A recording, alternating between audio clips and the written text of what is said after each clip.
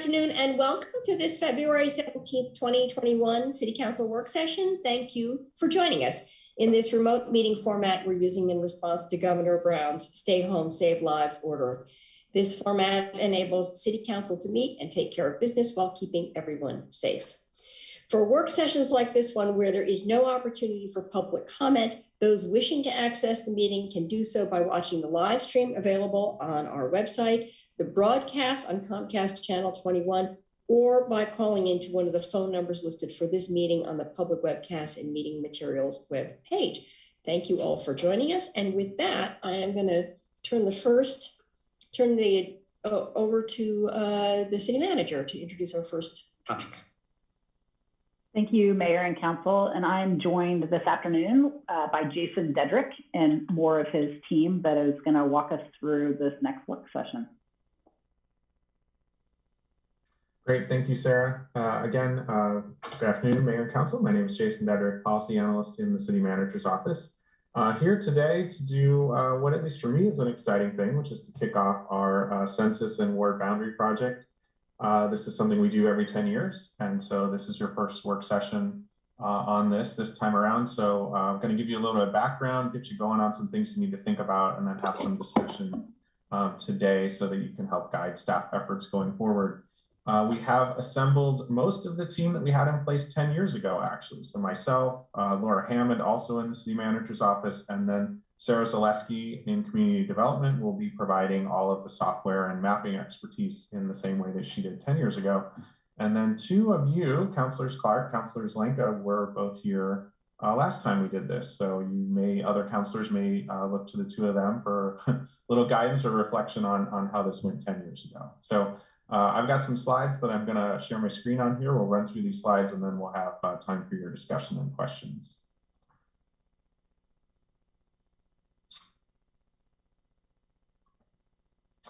Okay, so here we are, 2020 Census and Ward Population Update. I'm going to start off here by giving you a little bit of background on how this process works. So the purpose of the effort is to ensure wards have approximately equal representation. This doesn't require that wards have exactly the same population, but really that representation is as equal as it can be. And so what this means is every 10 years, based on census data, we take a look at our wards to see, do they have approximately equal representation?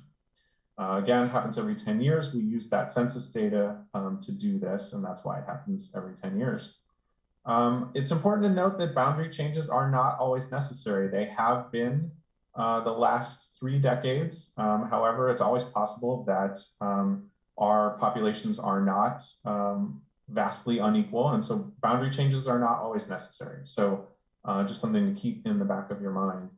And that our code specifies, sort of echoes this piece around equal representation, which is something that comes from sort of constitutional law around districts and wards. But our code does not specify the process, the method for going about this work, or the criteria that should be used to think about how ward boundaries may be changed. So all of that is then left in your hands as council to discuss and set forward what that process should be.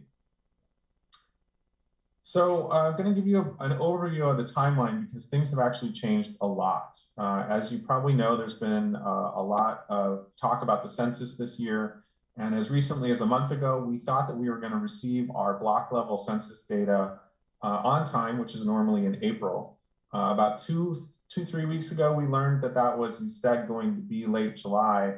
And just over the weekend or late last week, we learned that that census data is now going to be delayed until September at the earliest. End of September is what they're saying, not to expect block level census data until the end of September. So the timeline that was in your packet as attachment A is no longer a valid timeline. And so at the end of the presentation, I'll walk you through sort of the timeline as we see it right now.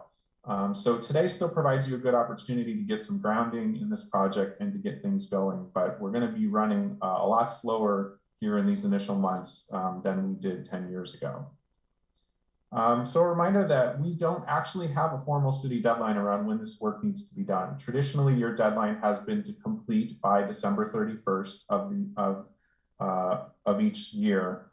In general, you've been wrapping up this work typically in sort of the October, November timeframe. So really what drives this timeline is that for next year's council as well as EWEB elections, we'll have candidates that typically are filing in September for elections in May. And so really it's about the courtesy of being able to afford those candidates the knowledge of what ward they're in. So I think right now our plan is going to be that we will still open up filing this fall. However, we'll be informing candidates that this process is still ongoing, and particularly for candidates that their residents may be close to a ward boundary line, that they may need to stay tuned to this process, and certainly we'll keep them interested and involved in the process. So just a heads up there around that deadline and timeline. And also, how long this process takes is really dependent on how much change has occurred. So if we've had disparate growth in wards to a big extent, then more larger changes may be necessary, and that may mean more options have to be considered. Whereas if the populations are not as much disparate between the wards, then that process might go a little faster. So these things sort of control what the timeline looks like, or at least impact the timeline going forward. So there are a set of key decisions that you as a council need to make, or things that you need to discuss. And so I want to spend some time today talking about what those are. So one is the oversight of the process. What do you see as your involvement as a council in this process? Obviously, you always have the final decision-making authority on any boundary changes to the wards. However, for the rest of the process, what do you want that to be? Another key decision that you'll make this year are the boundary option criteria. So what are the things that staff should consider as we go away and create options for different ward boundaries as necessary? And then finally, any discussion you want to have about public engagement for this effort. So I'm going to talk in more detail about each of these. So oversight of the process in both 1991, all three, 1991, 2001, and 2011, you had direct oversight of over this process. So you discussed the criteria, you approved the criteria, council returned to you, or I'm sorry, staff returned to you directly with boundary options that you selected from and narrowed down. So you did that work directly and had sort of a high level of involvement the last 3 times that you've done this work. There are other options. So the one is the way you've been doing it, you provide that direct oversight. Another option is that you could designate a council subcommittee that would then do things like go through the criteria and make a recommendation to council, vet some of the boundary options, make recommendations to council. And then a similar process could be done with an ad hoc committee that might be comprised of community members. So I'm hoping that we'll get some discussion today, and maybe even you'll feel comfortable enough to make a decision on what level of involvement you'd like to have in the process this time around.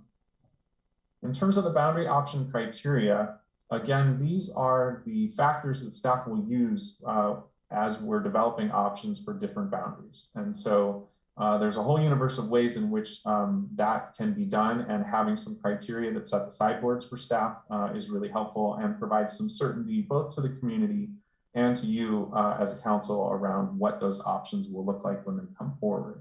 So when we look back at what those 2011 boundary criteria were, they were that staff should strive for options that have a population difference of within 3% of each other amongst the various wards. That we use 2010 census data solely, this was again back in 2011, and to not assume potential growth. So one possible strategy is that if you know, based on population projections or something, building permits, you might assume a certain amount of growth in a ward, you might alter the boundaries based on assuming growth. And so in 2011, you told staff to not assume potential growth. You also told staff to consider geographic and neighborhood features. So for example, many of our ward boundaries are along things like the Willamette River or major arterials like Highway 99 or Coburg Road. And so you gave staff that guidance to consider those geographic and neighborhood features, and to also strive for compactness in the wards. So trying to avoid sort of like peninsulas or islands and really striving for compactness to the wards. And then setting those as guidelines, but not requiring rigid adherence to those characteristics.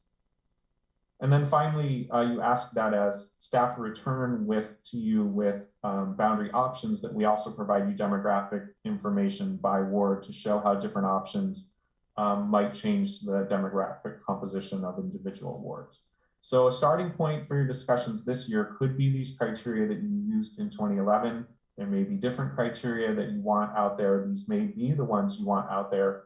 One thing that staff can do immediately to assist with this decision that we did last time around was to do an online survey with the community to ask them their feelings about various criteria that could be used. And back in 2011, you took the results of that survey to then help you make your decision on embracing these criteria.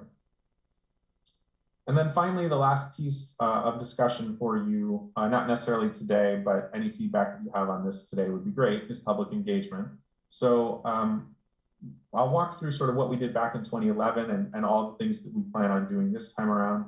So having a web page that has all the background information, as well as some interactive mapping capability so the community can get themselves immersed in this process. Also doing online surveys. I mentioned last time we did an online survey around those criteria. Also, when we had multiple options, we were able to survey the community about their feelings about options, and then you as a body were able to take that information in as you are making decisions.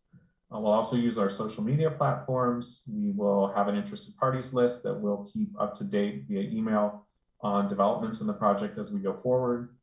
Also can prepare articles for neighborhood newsletters, presentations to civic groups, such as the City Club or other groups that we want to get involved in the process.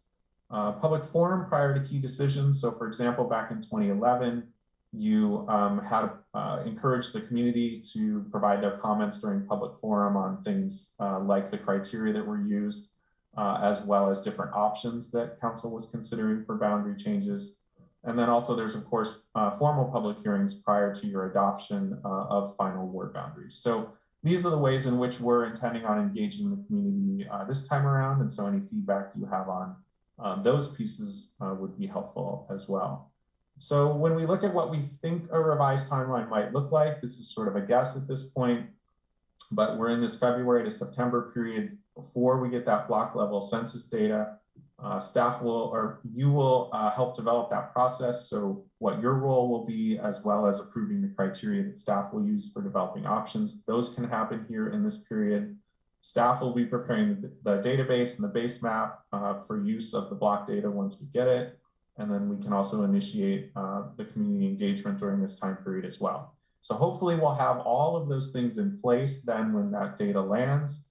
And then in the October to November time period, we can, and immediately what we'll do is run the data or get the demographics to say how much population change, a difference is there between wards, and figure sort of the first step question, do we have a need to adjust boundaries?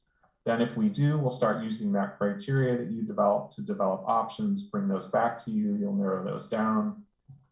And then we'll continue to do community engagement during that period. And then guessing that it's possible in the December to January timeframe, we may get to a place where you're able to approve the final ward boundaries. Again, it's dependent on when we receive the data from the census and how complicated boundary adjustments may need to be based on what the changes are because of previous growth. So just a guess at a timeline, but it gives you a sense maybe of where we're going. So we're kind of in the go slow period here between now and September, and then try to move pretty swiftly then at the end of the year. And so finally, just wrapping up with the next steps in this process. So at the staff level, we are already working on preparing that database on the mapping software. We are prepared to begin public engagement based on any feedback we get from you today. And then key pieces for you as a council, one is to make a decision on that oversight piece. Do you want to have direct oversight, or do you want to use a committee structure? Again, that might be something you're able to get to today. And then we'll probably need to return at a future work session for you to decide on what those criteria are going to be for staff. And again, we have between now and basically September to do that, so there's plenty of time. But know that those are two pieces that are out there for you to make decisions on here in the coming months. So with that, I'll stop the presentation and turn it over to you, Mayor, for any questions and discussion. Great, thank you so much, Jason. It's very interesting. I'm very intrigued by this process, and it is helpful to have a couple of counselors who walked through it before. So I see a hand up already. Matt, take it away. Thanks, Mayor, and thanks, Jason, for the presentation. I find this issue fascinating, and I'm open and flexible. But since you asked, I would lean toward direct oversight, considering each one of these boundaries would affect each one of my respective colleagues. So rather than using the committee structure, I could be wrong. So as the new kid on the block, I recognize that, and I want to be flexible, but that's my initial response. I find it curious that there's no formal city deadline and that we may be changing boundaries after candidates have filed. And so that I appreciate the intentionality of informing said prospective candidates. But that's curious, and I know a lot of that's out of our hands, considering when we're going to get census data back. When I look at the state's criteria for redistricting, there's a lot of overlap with local municipalities criteria, communities of interest, natural boundaries, both geographic or political. But one I found interesting, and I want to know if it has been on top of council's mind, and maybe it's more of a question for Councilor Clark and Councilor Zelenka as well, since they were here 10 plus years ago when we last did this.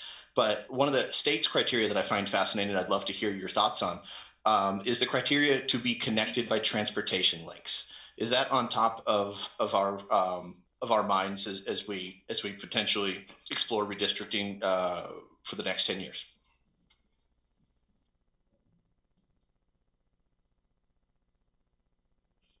Did you want to respond to that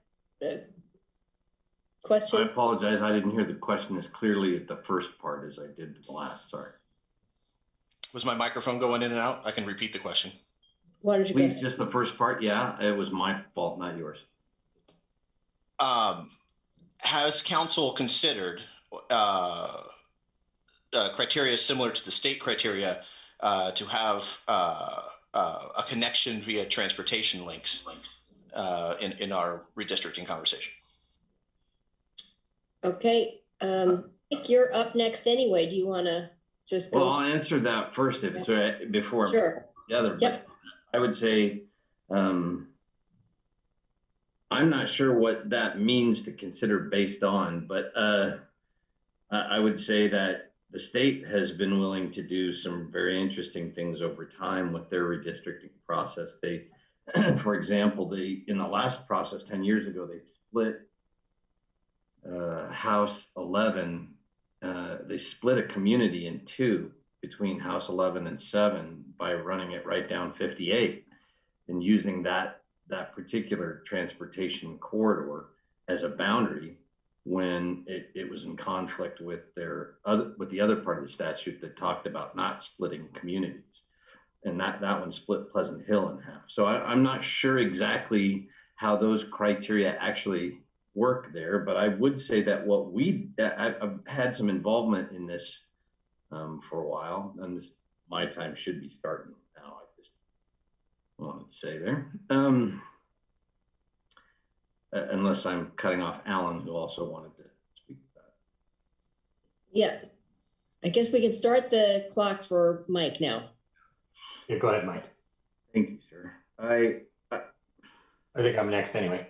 Yeah, I had a lot of involvement in this process 10 years ago, and it's hard to think of Alan and I as the old guys now, but at multiple levels, I had experience other than just the city. But my recollection of what we did 10 years ago was that it went very smoothly and that it went without any kind of conflicts and potential fights that have been present in decades past. And I was actually really gratified that the process went so well 10 years ago and so smoothly and so without, any kind of contention of any kind. I agree with I would be entirely comfortable with maintaining the process that we had 10 years ago, and all of the things that were laid out there about the guidelines for what we did previously. I thought it worked very, very well. and my only question would be whether or not, Jason, we have access to any preliminary data prior to September. I'm not sure whether or not we will. In the past, we've had some Portland State University forecasting that they've done between the census. And I was actually just looking back on that data yesterday, and the forecasting that they had done ended up differing quite substantially from the final census data that we got. So I'm a little hesitant about other forecasting data. And typically we don't get a lot that's helpful until we get that block level data. That really is the data that's the most helpful. The feds do some work with that data aside from us just relying on PSU, though, isn't that correct? They do interim step data. Yeah, and they do get they'll get their data sooner for the federal redistricting data because it's sort of at a grosser level. They'll get that much sooner. So there may be some pieces from that that are helpful, but it's usually we have to wait for that block level data. I'd be interested to know any broad data that is available without being block level in terms of numbers before it is, because I think we're going to have disproportionate growth, especially in the north side of the community compared to the previous 10 years or compared to previous numbers and distribution. But I would say since the filing deadline begins in September, it doesn't make any difference to me, but I would think it's something that we want to discuss whether or not we're willing or interested to address the issue of if there's a filed candidate, how for any of the 4 seats that come available this next cycle, whether we're willing or unwilling to draw a particular candidate out of a ward if it comes to be the case that we've got someone already filed and we haven't drawn the lines yet. So I don't have any strong feeling on that either way, but I think that's an issue the council should talk about before we get to it, kind of what our intention and thoughts are on it. Thanks. Okay, thank you. Alan. Yeah, thank you, Mayor. Yeah, could you pull up the slide that had boundary option criteria, slide 6? I concur that with Mike, it worked really smoothly last time, and I would again advocate for direct oversight by the council. I generally don't like subcommittees of the council, and in this case in particular, I think we'd have to do everything over again because everybody's going to want to see all of this stuff regardless. So a subcommittee, I think, would be a waste of time because we'd be doing it all over anyway. So I think the total council, like we did last time, it worked very smoothly. I guess given the numbers, when you provided the one piece of information by Jason was the residential permits, and in some cases, and to me, this looks like it might be in the likely boundary changes category for some of this stuff, because when you look at wards 4 and 5, for instance, they had 5 to 6 times as many permits as wards 1 and 2, and when you look at 3, 7, and 8, they had 3 to 4 times as many as 1 and 2. So there might be some shifts. And so I'm expecting that to be the case, but we won't know until we get that data. I thought that was very helpful. It's also interesting to see where the growth has occurred in the city. That's a fascinating map in particular. Same question Mike had. So what's the deadline for filing for the next city council election? Because that would seem to have some impact. We'd either want to do it so that we did it before that or after that, but not right in the middle of it, for instance. Do we know that? Do we know the dates for that? I'm gonna see if Beth, I know you're online. Do you have that information, or maybe Catherine, maybe you do, but Beth, want to see if you know that? I don't have the exact dates, but the filing period will open first week in September and close either the very last days of February or early days of March. 21 and February 22. Correct. Yeah, so that presents a kind of a big problem for us, I think, that we need to talk about, which is we're not going to have this data and have it all crunched and figured out before the potentially before the deadline closes. So that we'll have to think about that some more. And as far as the criteria, you know, I think the reason it worked before was because it was really a math exercise. And so if you're trying to get close in representation, plus or minus 3% was what we chose, and that's probably appropriate. It seemed to work. It was really so if this one has more and this one has less and you want to be contiguous, what part of this one do you move out and put it over here? For instance, in my ward, part around the Amazon housing project moved into Ward 2 and out of my ward.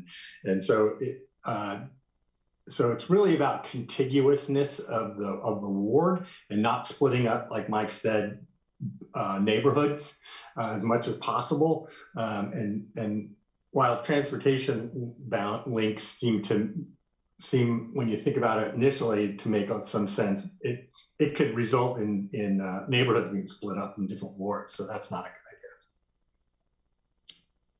idea. Thank you. Claire. Round 2, Mayor. Okay. Thank you. Well, I appreciate hearing from Mike and Alan about the experience from the past, because I think that's important for me in considering how we want to move forward. I tend to support the idea of having the council do the process. It seems most logical. And I think the criteria that was used last time makes sense, but of course I want us to, have a further discussion before we land on that and not land on that today. I tend to agree just, with limited information with what Alan was just suggesting around the transportation piece. With the MX going through so much of town, there's a lot of town that's connected. So I'm not sure the logic of that quite in terms of the block by block census look. So I guess, the question I had for staff, which maybe isn't as relevant now, was, how much time did council take? How many work sessions did this take for council to do? And then were there significant changes to ward boundaries in those past processes? Alan just mentioned one. And then in terms of public engagement, I would, I liked what was outlined here. I think we also, now have utilized for various things for our climate recovery ordinance, our equity panel, and that might be another good resource for us to engage for this process. Thanks. Thank you. I know Alan has another round, but I just wanted to ask a couple of clarifying questions. So one of the criteria in the last time you did this was you did not assume growth. And so could you just explain what the reasoning was there? Or somebody explain? I don't know if that's a Jason question. Yeah, I mean, it's something that sometimes gets considered, for example, in communities where maybe they've brought a large section of property land into an urban growth boundary, and they know that they're going to see an extensive amount of development in a certain area, like a lot of development, and it's fairly clear that it's going to happen, that they would sometimes choose to look at projections or look at what they think is going to happen and intentionally have a ward be undersized in terms of the amount of people, knowing that there's going to be more people moving into that. Some of the discussion from 2011 around this was just the uncertainty that's involved with that. You're sort of hedging your bets, making some guesses there. And what I recall the council conversation was there just wasn't a high degree of confidence in anything that sure in happening, that it didn't merit taking that kind of step. And then Councillor Syrat, back to your question about previous efforts. 2011 was fairly minimal in terms of the changes that needed to be made. 2001 was much more significant. There were wards that were pretty far away in terms of population, and there were some pretty big changes that needed to be made. So based on just, Councilor Zelenka mentioned the permit data. Based on looking at that data compared to now, my just back of the envelope guess would be we're probably in line for similar levels of discrepancy in populations as we were in 2011. So we might be seeing relatively moderate changes, small to moderate changes, rather than the wholesale changes we were seeing back in 2001. And Mayor, to answer your question, we decided not, because you never really know for certain until a development actually takes place with ours, because it's not that we're bringing huge swaths of land in, but there are some that are known. I would, for one, be fine with, not considering future, but I think it looks likely that Ward 5 will have more than a 3% growth with developments that are already slated around the golf course up here. So, yeah, interesting. Yeah, I concur with that. When we were having that conversation, it was really about the certainty versus uncertainty. Yeah, what if you guessed wrong and the development didn't occur, and you'd have to guess where, and they have to guess where it was going to occur. And I don't know about your crystal ball, but mine was semi-good at that, but I want to rely on it. So the council decided not to do that because it was too speculative. Yeah, that totally makes sense to me. The other question, the concern about candidates filing to run before this is done is also candidates. I mean, the possibility that a candidate could file to run in a ward and then find it's been redistricted and they're not actually in that ward anymore. So I don't know what our recourse is, but I'm just seeing that problem on the horizon. All right, so I have Emily first and then Alan for a second round. Well, that was my first. Disappeared. That was my first question, is not only the candidates, but the people who aren't candidates. If you happen to live near the edge of your ward and all of a sudden you're not in your ward anymore, does that mean you lose your seat and there's a new election? What happens? Is that just a lot of head nods? Is there an official answer out there? Jason, do you want to speak to that? I'll let you go ahead. I'll just want to say it didn't present itself as an issue back in 2011, but that certainly doesn't mean that it couldn't come up. So it's a real issue. And I'm happy to provide more references to the charter provisions and everything around this. But when it comes to incumbents, if you are serving, if you were elected to a ward and then that you no longer reside in it because of the redistricting, you are entitled to serve out your position that you were elected to. What the charter says is that it's the ward from the councilor was elected. So it was your ward at the time, and that was what you were elected to. So you serve out your seat for your remainder of your term. So even if there was a lot of change and all of a sudden your ward was over there, you'd still be that counselor. You would for the remainder of your term, correct? Okay, and then you better move. So is there much contentiousness about this 20 years ago? Do people get, what are the arguments about where the line should move? That's sort of a big unknown. Can I get a little synopsis of how that happened? 10 years ago, we did not have very much. Certainly, the community was engaged and they gave us a lot of feedback, but it didn't end up being a controversial process because we were just slightly changing boundaries to some wards in order to grow them or shrink them based on population.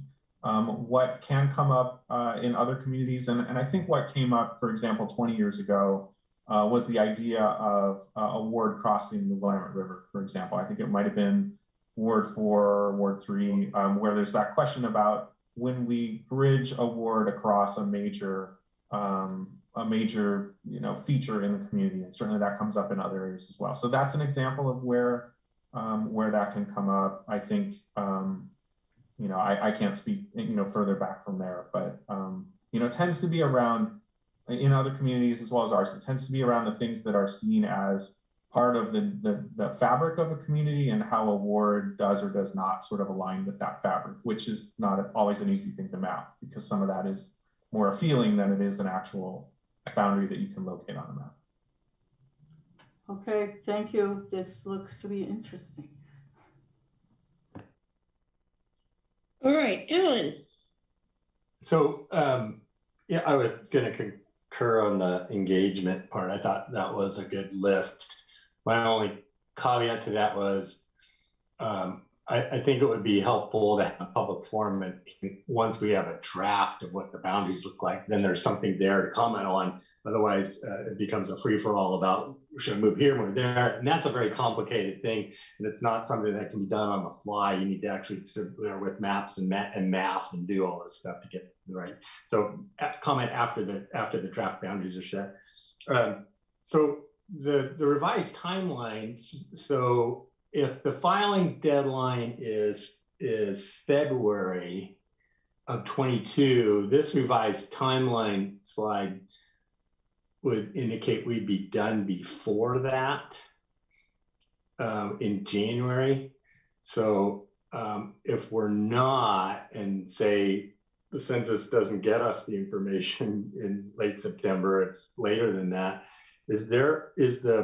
can the filing deadline be changed to push it out a little bit, or is that state law, or is that our own law that puts that out there? So maybe we could, push it a month if we needed or something like that.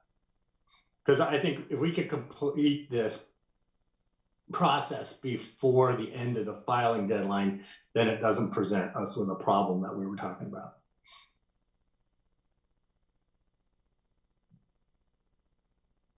City attorney, maybe. Yeah. And Beth's on the line, and we have specific code provisions, but I believe the state filing deadlines, there are filing deadlines to which we have no control over. That's correct. And we can't extend them for local. I know there's state filing deadlines, they apply to the local positions as well. That's my understanding, correct, yes. So that then the other alternative would be we need to accelerate this and be ready to go as soon as we get that information so that we don't run into a problem, so that in December, January, we're getting this done so that people can make sure that they're not filing the ward they no longer live in. Thanks, Mayor. Thank you. It looks like Mike and then Emily. Yeah, I just wanted to go ahead and continue on with the thought that Alan was presenting there. My concern was really the other way around too, and I think it's important that we have intentions early in this process about our intention of the rules before we get to a place where we have numbers or preliminary sorts of decision making or presentation to the public. I think we should have our intentions made clear.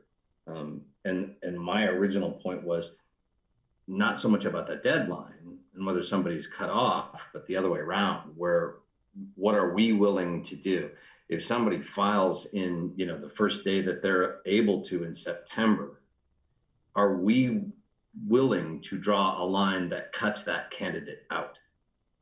That's the question that I think we all ought to answer with intention in advance. But that's just my opinion. Thanks. Okay, Emily and then Claire and then Matt. Pretty much I'm concerned about what Mike is saying. If you start in September and you don't find out until February that you've been campaigning in the wrong ward, that's devastating. This puts up all kinds of problems for candidates, and the deadline is, if it's March is only a couple of months before the primary. It's not very much time to get stuff together, especially to your ward, whatever ward that is. So I don't know how you figure that stuff out, but that seems really concerning to me, and I'm glad I won't be running in 2 years. So thank you. Can I just interject a question here about, based on that, do we have the option as a council to say that the elections are valid for all candidates with the existing wards, that even if they're not incumbents but running for that office? Do we have that option, or we can't do that? No, the way the charter is elected to, so it's not based on a filing. And I'm sure this will be part of your discussion, but you have options of delaying. I mean, one of the things that Jason mentioned is there was no deadline associated with this. So depending on the census information you get back, if you could just wait until after an election or things like that. You could discuss shifting timelines depending on when you get the information that you need to start making decisions.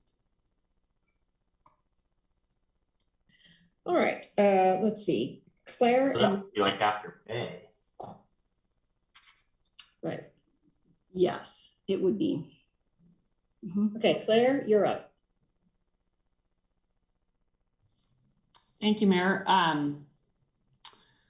So I'm kind of agreeing with both Mike and Alan on two different things in terms of our process. I agree with Alan that in terms of public input on the actual draft boundaries, you want to do that after you have a draft. But I wonder, and I don't know how this worked last time, Jason, if we want to get public input on the criteria that we might be applying. So that, to me, that's a two-step process, because we're going to develop that criteria first from my understanding of what you outlined. And then we're going to wait for the actual block level data and then see, do we need to apply the criteria? Am I laying that out correctly?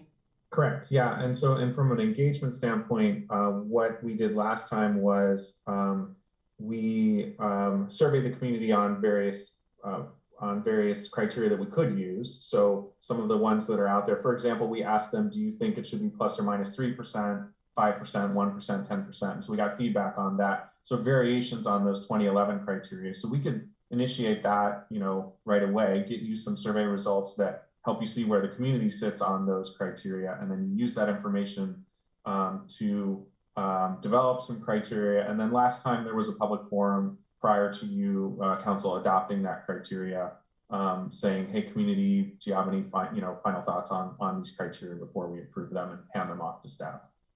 Right. And I wonder if that outreach also asked, should we, sorry, I lost future growth, should future growth be considered? That was one of the questions that was asked in that survey last time. And we could ask that again, that question, should we consider that or not? Okay. And then I also think with this complicated question, Jason, if you could mute, because I can hear myself through the microphone. Sorry. That's right. This complicated question about, if the ward boundaries change after someone's filed, I think that should also be put out for public input. And so maybe staff could develop, Catherine just said to us, one option is you can delay making a decision until after, the election has occurred. Are there other options? Go ahead and not worry about it. Go ahead and make an adjustment once filings happen, postpone. So I think those should also be put out to the public for some feedback, since some of those members of the public may be deciding whether or not to run for office. Thank you. Thank you. Am I up, Mayor? Great. I don't see any disadvantages, and so I wonder if there are to a delay until after May 2022, because it seems prudent to delay based on the feedback and based on the extreme delay of getting back census data. So that's question number one. Question number two is, what other population information helps inform our decision beyond census data? because this is an exercise in which we determine the population of residents, not necessarily the population of voters. And so census information would come back with entire household population, including a youth population. But there may be large swaths of undocumented residents that go uncounted and unhoused residents that go uncounted. So I'm wondering what other population criteria informs our decision making. Good questions on both of those, and I think those are both things that we can get back to you with additional information on. In terms of the drawbacks and to potentially delay until after May, I think we would, it'd be good for us to put our heads together as staff and look at what those might be and provide that information to you. And then similarly on the other data, back in 2011, it was mostly just the census data, but I think it's worth examining, are there other data that we might want to use to augment the census data potentially? Obviously we'll have demographic data, but it doesn't pick up all the pieces that you mentioned. So I think on both those fronts, I'd like for our team to huddle and get a little more information back to you on both of those. Okay, Randy, I'll give you your first round, and then Emily, and then Alan.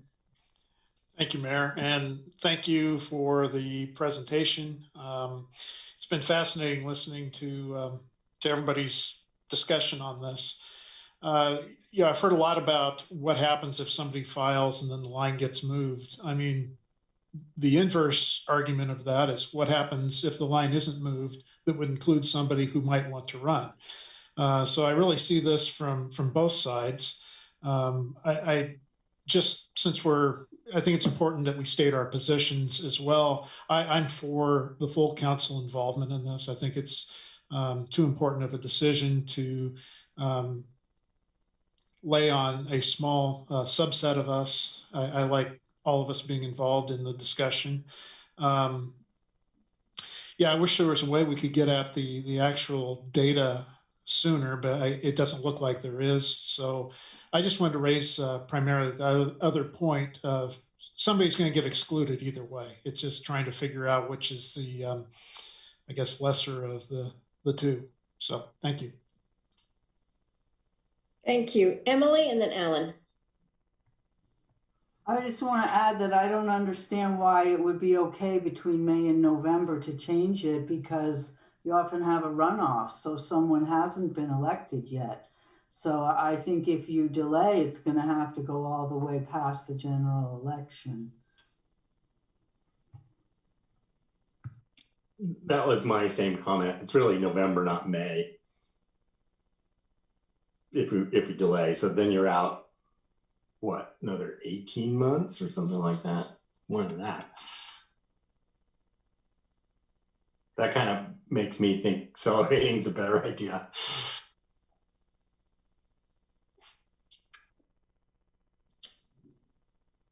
Okay, well, that's challenging.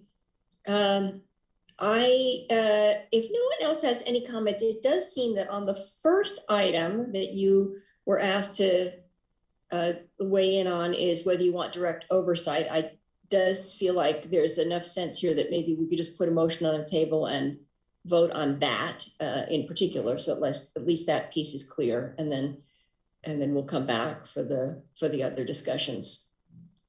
So, Jennifer, you want to put that on the table? Yeah. Does anyone have Catherine? Is there a way you want to have that worded, or Jason? No, it looks like Brooke just put something in there. I just saw that. She has moved to designate the Eugene City Council as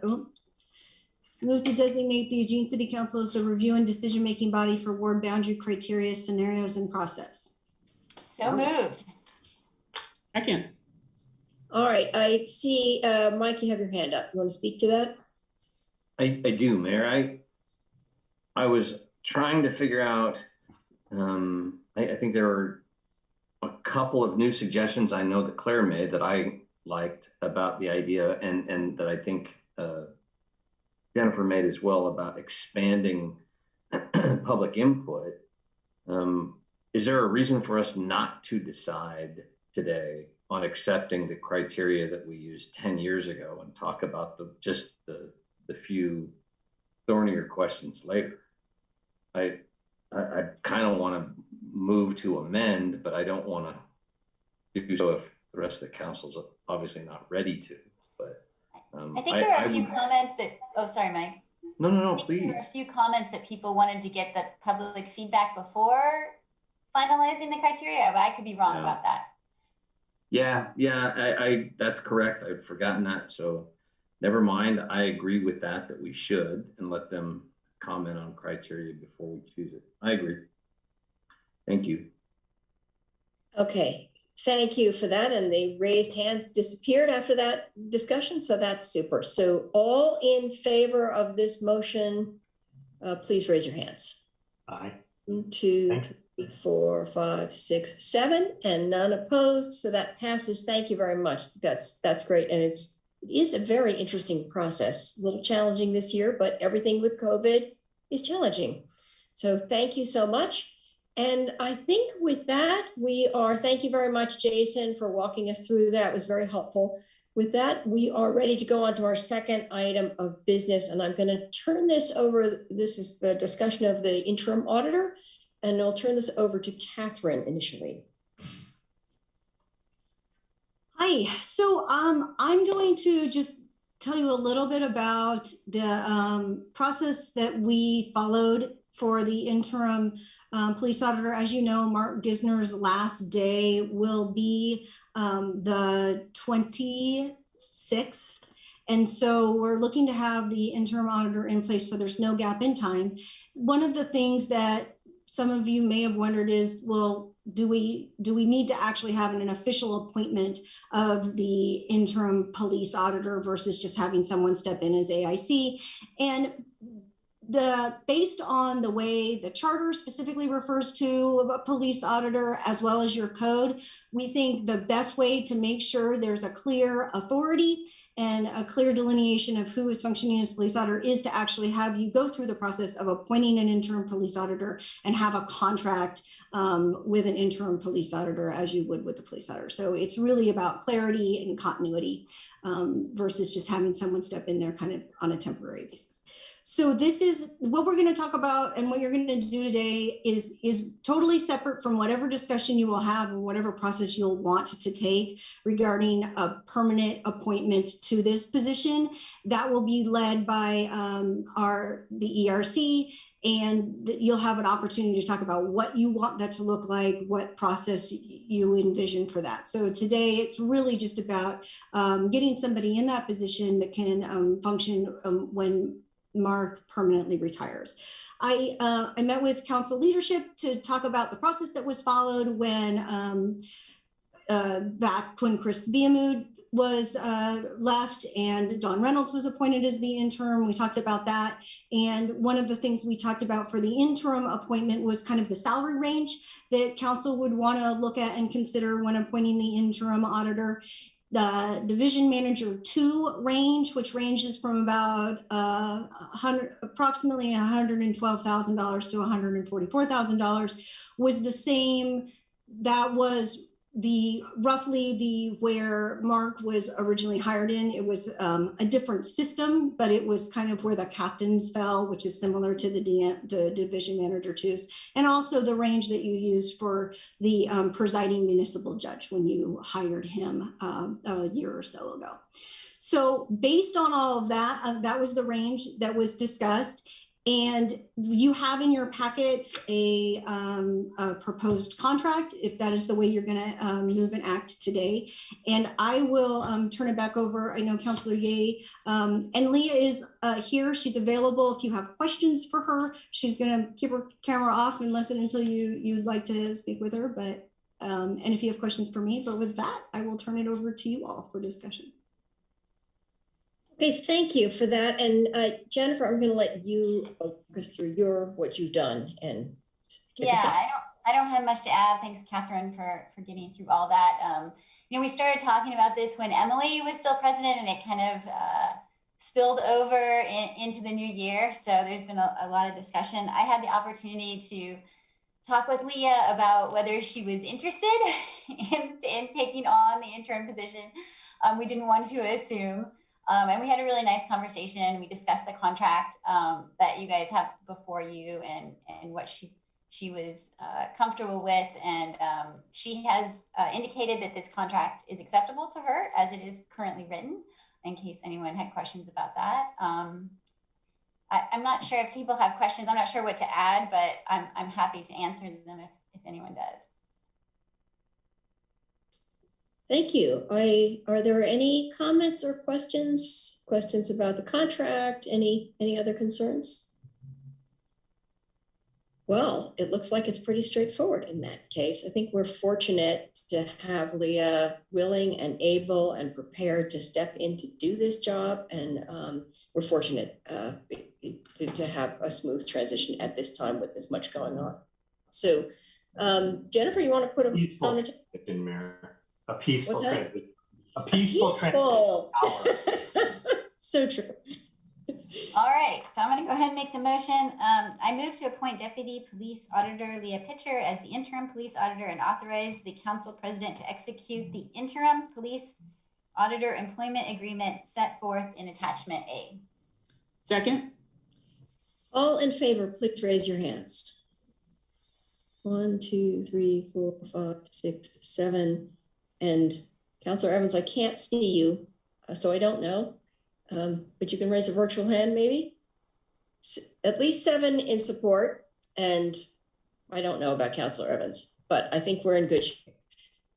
Thank you, and Leah, I don't know if you want to turn your camera on for just a second, so we can just thank you, so we can welcome you. Thank you very much. Thank you very much. We're delighted to have you in this role at this time to help us.